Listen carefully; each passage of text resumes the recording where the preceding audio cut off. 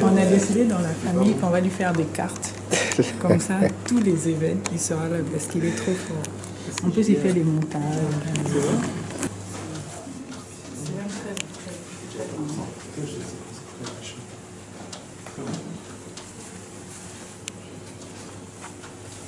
Il va.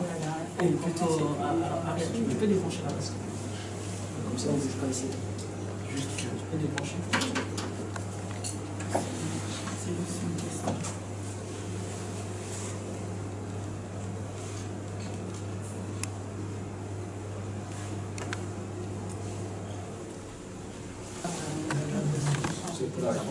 Voilà, exactement. Parfait. T'inquiète pas, ça marche. Du coup, je te ouais.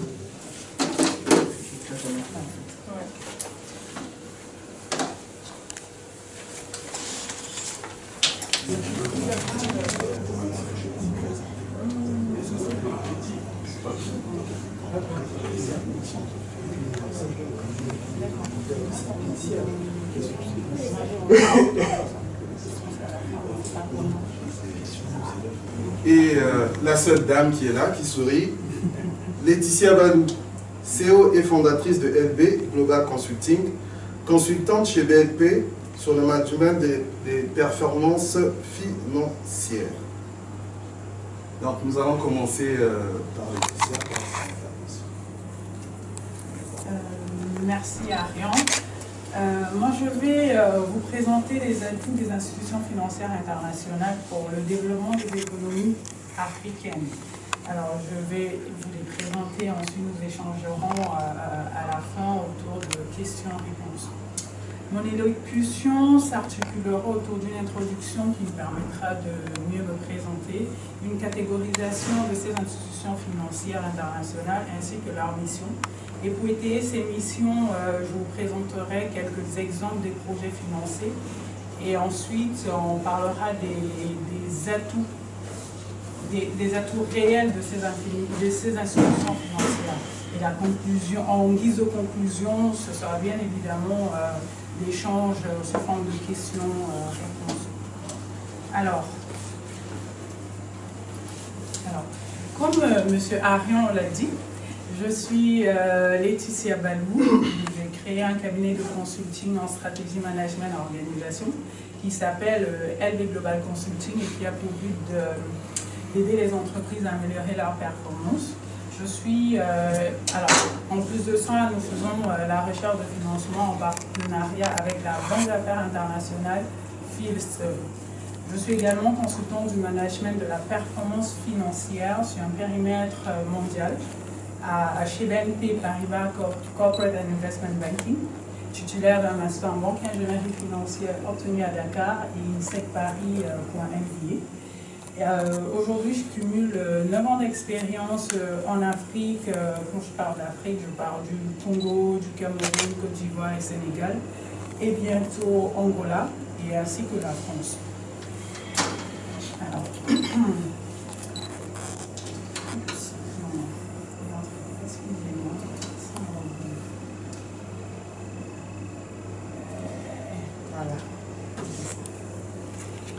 Alors, les institutions financières internationales peuvent être catégorisées en 3 voire 4 parties. La première partie ou la première catégorie des institutions financières, ce sont les institutions de Bretton Woods qui ont été créées en 1944 aux États-Unis et qui avaient pour but, alors on parle bien du FMI et de la Banque mondiale, qui avaient pour but la reconstruction de l'Europe pour le cas de la Banque mondiale, de la BERD à cette époque-là, et pour garantir la stabilité du système monétaire international. Ça, c'était le FMI. Alors après la fin du change fixe entre la conversion du dollar et l'or, ces deux institutions ont perdu leur mission initiale et ont évolué vers d'autres missions. Le FMI aujourd'hui intervient dans les pays en voie de développement pour les aider à faire face à leur situation d'endettement et prévenir les crises financières, ou gérer les crises financières dans ces pays-là. Et la Banque mondiale aujourd'hui, toujours dans les pays en voie de développement, se focalise sur la pauvreté, enfin faire reculer la pauvreté. Et alors, à la base, elle s'appelait BUD, Banque internationale pour la reconstruction et le développement, ce qui a évolué en groupe Banque mondiale, du fait que ce sont les journalistes qui ont surnommé cette banque-là la Banque mondiale. Elle a donc évolué, a créé 4 autres filières qui se sont constituées en groupe, mais nous allons mettre l'accent sur la BUD et la Société financière internationale. La BUD finance le secteur public et la Société financière internationale finance le secteur privé. La deuxième catégorie, ce sont les banques de développement régionales, notamment la BAD, qui a pour but de faire reculer la pauvreté, bien évidemment, mais en Afrique, et c'est une banque pour l'Afrique. La BOAD, c'est une banque régionale, une banque de développement régionale également, mais qui se focalise sur la zone Ouest-Afrique. La BDAC pour la zone Afrique centrale. Et enfin, il y a des institutions de développement bilatéral telles que l'AFD et Proparco, c'est une filiale de l'AFD. Ce sont des banques publiques françaises qui financent des projets en Afrique et pour moi ne présentent pas assez d'atouts, si ce n'est leur partenariat avec les banques de développement que nous allons présenter. Et du coup, je me focaliserai sur uniquement la Banque mondiale, le FMI ainsi que les banques de développement. Et la partie institution de développement bilatéral, mon homologue, M. Beka, vous en dira plus. Alors,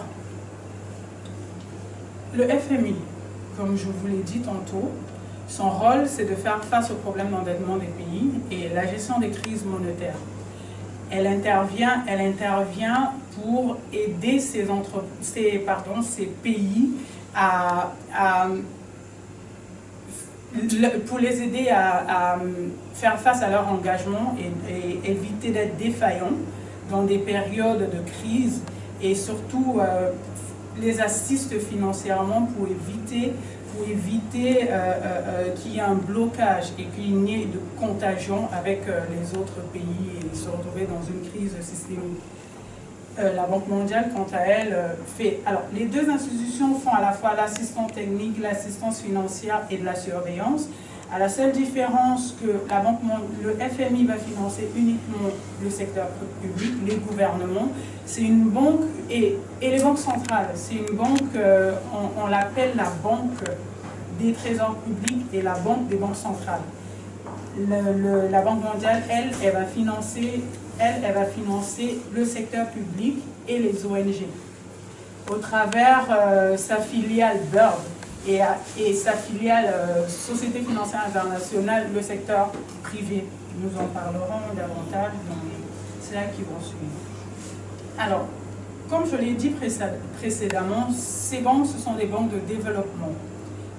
Ce sont des banques de développement régionales. La BAD, c'est pour l'Afrique en général et va se focaliser sur le fait de faire reculer la pauvreté. Elle a bien évidemment des priorités, des secteurs prioritaires, à savoir les États fragiles, donc les pays en Afrique qui sont mappés ou tagués pays fragiles.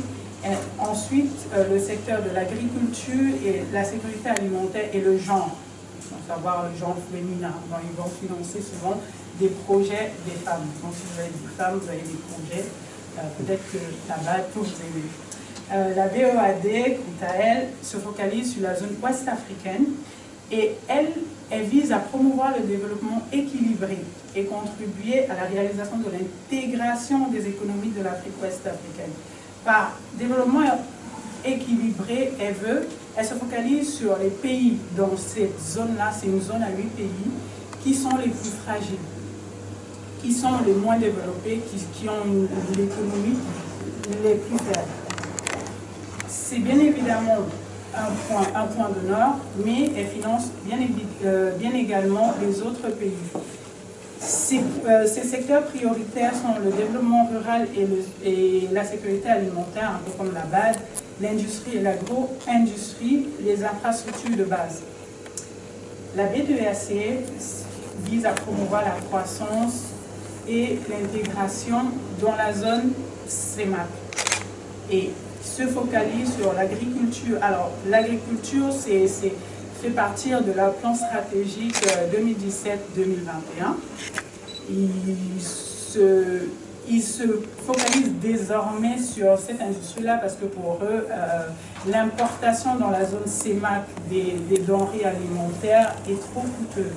Ils se focalisent également dans l'infrastructure. Alors,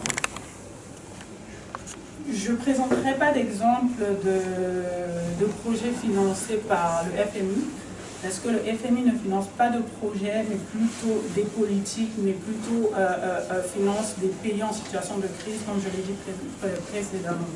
La Banque mondiale, quant à elle, va financer des projets qui rentrent en ligne de compte avec leurs objectifs. Là, on a des financements dans le secteur de la santé, le secteur de l'éducation au Congo, le secteur de l'électricité. Alors, ce sont des projets qui ont été financés au Cameroun en 2014, au Congo en 2009 et en Côte d'Ivoire en 2009. Pour ceux qui connaissent le Congo, par exemple, quand on dit que le secteur de l'éducation de base a été financé, je ne sais pas si vous avez remarqué des avancées notoires dans ce secteur-là, et pareil pour le secteur de la santé au Cameroun. Alors je pense que pour que les actions de ces banques internationales aient de sens, il faut que dans le pays, qu'il y ait une certaine volonté politique. Et c'est très important parce que eux, ils font leur part, il faut bien que nous fassions, ou nos gouvernements fassions leur part pour permettre qu'il y ait un réel impact. Alors, je l'ai dit précédemment, le focus de la BOAD, c'était l'agro-industrie, c'était le secteur de développement rural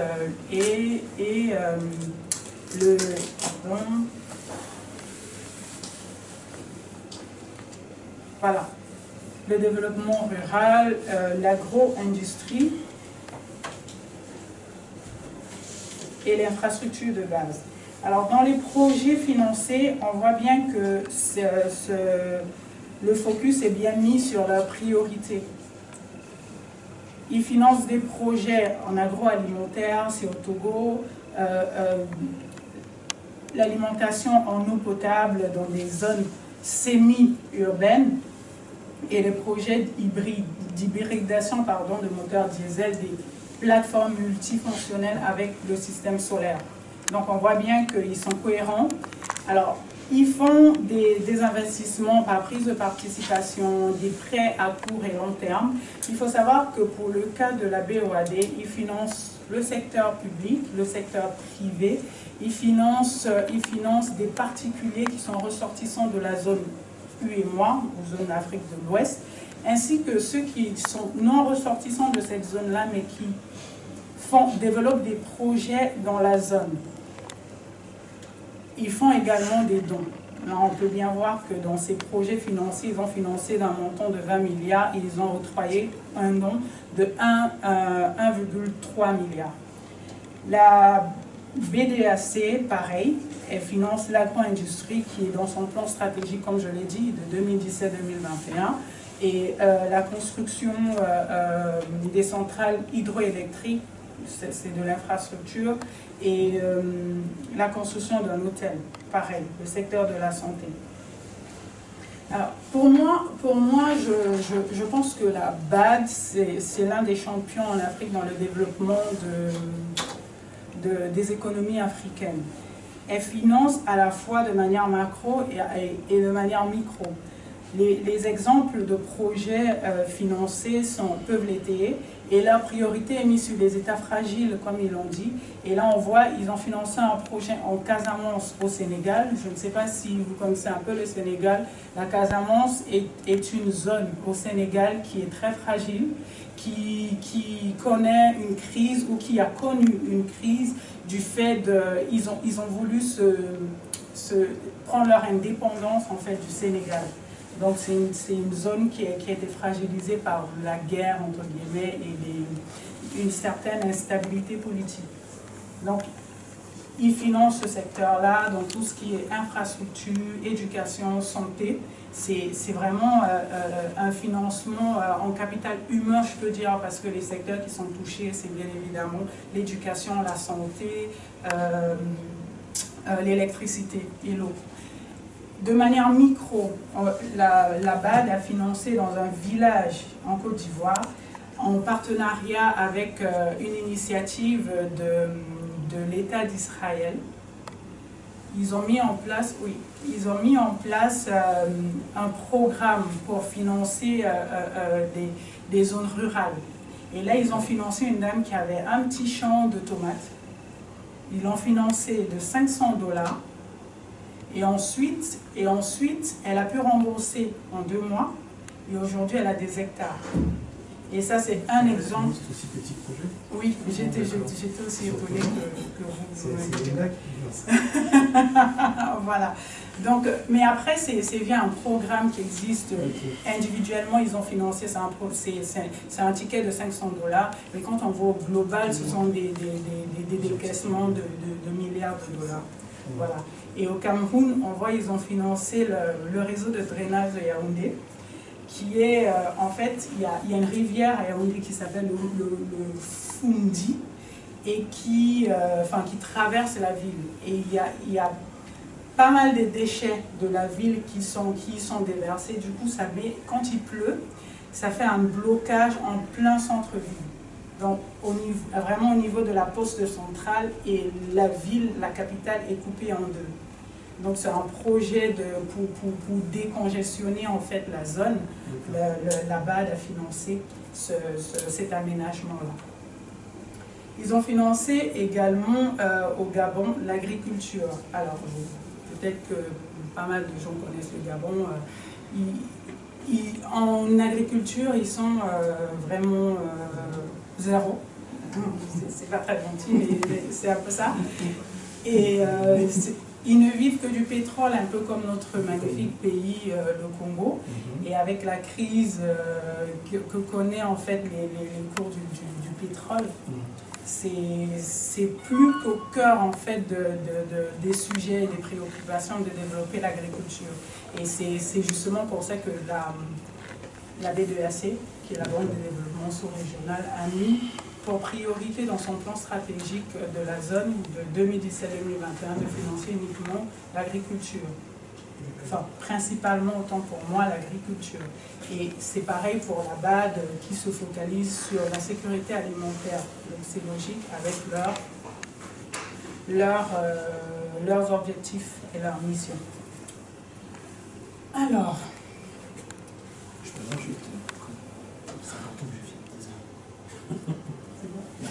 Alors, les atouts de ces institutions financières peuvent être critiqués, mais il y en a quand même qui existent. Le fait de soutenir les pays qui connaissent des difficultés financières, c'est un très grand atout. On prend le cas du Congo aujourd'hui qui connaît une crise et qui justement commence à être un peu bloqué dans ses engagements en fait dans plusieurs domaines, on va dire c'est comme ça. Et l'intervention en fait du FMI. L'intervention du FMI permettra en fait de renflouer, si je peux me permettre de le dire comme ça, les caisses de l'État. En même temps, ça permettra à l'État de relancer un peu les machines et faire revenir la confiance des différents agents économiques. Voilà. Et ce qui est le rôle principal du FMI.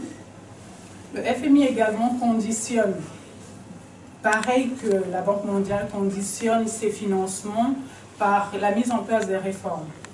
Et c'est la même chose, ça va être le même exemple parce que c'est celui qui est un peu au cœur de l'actualité, le Congo. pour que les financements soient octroyés au Congo aujourd'hui, il va falloir mettre en place un certain nombre de réformes qui vont permettre de relancer l'économie, de mieux gérer en fait les finances publiques. Le FMI, pour le cas du FMI, le FMI finance avec les ressources qui sont mises en place par les différents pays membres. Alors, elle est obligée, elle est tenue de suivre les financements octroyés aux différents pays pour s'assurer que ces pays ne fassent pas défaut et que ces pays fassent revenir la confiance et puissent rembourser. Voilà.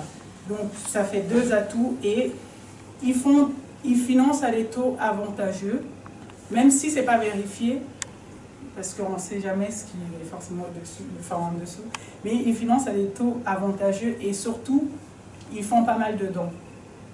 Donc, c'est assez intéressant de pouvoir avoir des financements, finalement, sans devoir soit les rembourser, soit les payer trop cher, en fait, ces financements. Il s'assure également de la bonne exécution des projets, notamment la Banque mondiale. La Banque mondiale, quant à elle, elle finance beaucoup plus des réformes, pas uniquement des projets, mais beaucoup plus des politiques dans les pays. Et les études, souvent, c'est ce qu'ils appellent plus ou moins de l'assistance technique aux pays en voie de développement. Ce sont des études sur les différentes problématiques que peuvent connaître les pays. Ils financent également des secteurs à capital humain, comme on l'a vu via les exemples qui financent tous ces différentes institutions financières. Il y a le secteur de la santé, il y a le secteur de l'éducation, il y a l'électricité, il y a de l'eau et il y a l'agriculture, soit la sécurité alimentaire. Et ce sont également des projets à forte valeur ajoutée. Donc, en résumé, je pense que ces 6 points peuvent étayer assez succinctement, je dirais, les différents atouts de ces institutions financières internationales dans nos économies, notamment les économies africaines. Alors, est-ce qu'il y a des questions? J'aurais préféré qu'on pose des questions. À la fin, ce qu'on fait, c'est qu'on enchaîne, comme ça chacun... Ok, alors je vais laisser M. Lekabeka qui nous parlera des freins des institutions financières au développement des économies.